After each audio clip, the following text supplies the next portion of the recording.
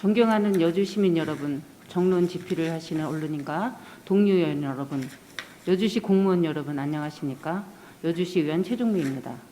코로나 감염 확산이 지속되고는 있지만 희망과 긍정의 시인들도 많습니다. 코로나 백신 접종을 시작했고 백신 추가 확보 소식이 이어지고 있으며 1분기 경제의 성장률이 1.6%로 코로나 이전을 회복하는 모습입니다. 코로나 이전과는 같을 수는 없겠지만 일상을 회복하고 지역 발전을 모색해야 할 때입니다. 우리 앞에 많은 현안들이 있지만 하나로 요약하면 탄소 배출 저감과 기후위기 극복이라고 생각합니다. 코로나19 팬데믹도 지구 환경 오염이나 기후위기의 도래와 무관하지 않다는 것이 전문가들의 중론입니다. 파리 기후변화협정이 발효되면서 전 세계가 지구온난화와 방지에 사활을 걸고 지구 기온 상승 1.5도를 지키려는 상황입니다.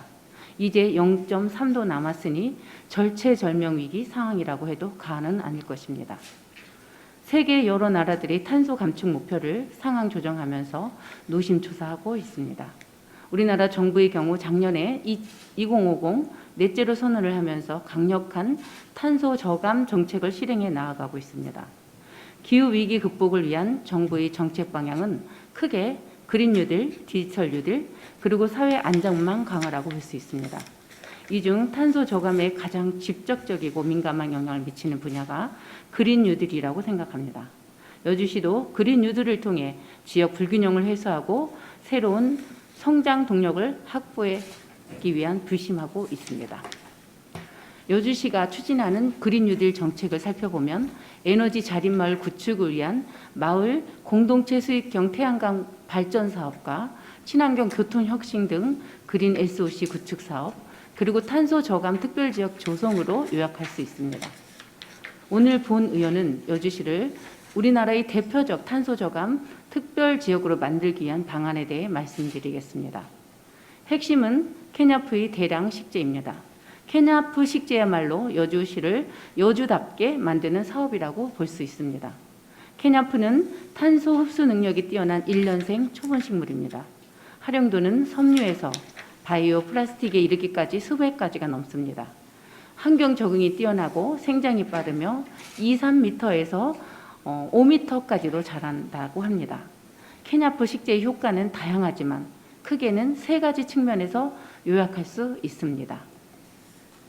우선 직접적 탄소 저감 효과입니다. 케냐프는 이산화탄소 흡수 능력이 소나무나 상수리나무의 10배에 달한다고 합니다. 탄소 흡수 최상위 식물이라고 볼 수 있습니다. 다음은 케냐프의 부산물 활용 효과입니다. 케냐프는 우수한 섬유질을 보유하고 의보 원료로도 가능하지만 시설용이나 산업용으로도 탁월한 기능을 합니다. 예를 들면 등산로에서 흔히 접하는 야자 매트의 대용물이 될 수 있고 바이오 플라스틱이 원료가 되어 친환경 소재로 활용도가 다양합니다. 뿐만 아니라 케냐프는 물속에서도 잘 자라기 때문에 남한강 수변에 식재할 경우 수질 개선에 탁월하며 해충의 유충 제거에 활용할 수 있는 것으로 기대할 수 있습니다. 여주시는 매년 여름이면 날벌레로 인하여 스트레스와 피해가 막대한 상황입니다. 남한강에 식재된 케냐프는 물속에서 뿌리는 수질 개선 작업을 하면서 어류 생태 강화를 통해 물속 유충을 제거하는 역할을 하게 될 것입니다. 여주시는 케냐프 심기 최적의 공간을 대량 보유하고 있습니다. 최적지는 대신면에 소재하는 56만 평 규모의 저류지입니다. 저류지는 홍수에 대비하여 물을 저장하는 습지 공간입니다. 저류지는 케냐프의 성장에 좋은 환경을 가지고 있다고 볼 수 있습니다. 그리고 여주시를 관통하는 남한 강변의 길이는 40여 킬로미터에 달하고 신수 공간의 규모 또한 거대합니다. 이 부분에 케냐프를 전략적으로 대량 식재한다면 여주시는 최고의 탄소 저감 도시가 될 수 있을 것으로 기대됩니다. 탄소 저감분에 대해서는 탄소 배출권을 필요로 하는 기업과 거래할 수 있으며 이에 관하여 모 기업과는 공감대를 형성해 가고 있는 상황입니다. 케냐프 식재는 탄소 저감이 전 지구적 시대적 사명으로 자리매김해가는 상황에서 여주시의 새로운 성장 동력이 될 수 있습니다. 막대한 경제적 효과와 함께 탄소 저감지대의 용해를 가져다 줄 수 있을 것입니다. 다만 케냐프 식재를 본격적으로 하기 위해서는 몇 가지 사전 작업이 필요합니다. 저류지에 1년생 초본식물 식재가 제한 없이 허용될 수 있도록 규제가 완화되어야 하고 국토관리부 서울청의 적극적인 협조 아래 저류지 등 수변 공간에 대한 점용, 이용 허가가 필요합니다. 또한 탄소 저감분을 기업의 탄소 배출권과 교환할 수 있는 제도적 정비와 케냐프를 바이오 플라스틱 분야에 다양하게 활용할 수 있는 관련 산업이 육성되어야 합니다. 여주시에서 해결할 수 없는 문제들도 있습니다. 그러나 여주시가 먼저 계획하고 문제점을 인지하고 해결하려는 노력이 없다면 그 누구도 먼저 나서서 해결해 주지 않습니다. 무엇이 선결되어야 하는지 여주시가 먼저 파악하고 해결 방법을 강구해야 할 것입니다. 우선 여주시는 케냐프 육성을 위한 전담팀을 구성해야 합니다. 하천과와 산림공원과를 중심으로 TF팀을 구성하는 것입니다. 수목식재, 탄소 등록, 케냐프의 시범식재 등을 추진해 가면서 중앙정부가 풀어주어야 할 부분들을 강하게 요구하고 다양한 경로를 통해 법적, 제도적, 산업적 요건들을 갖춰 나아가야 할 것입니다.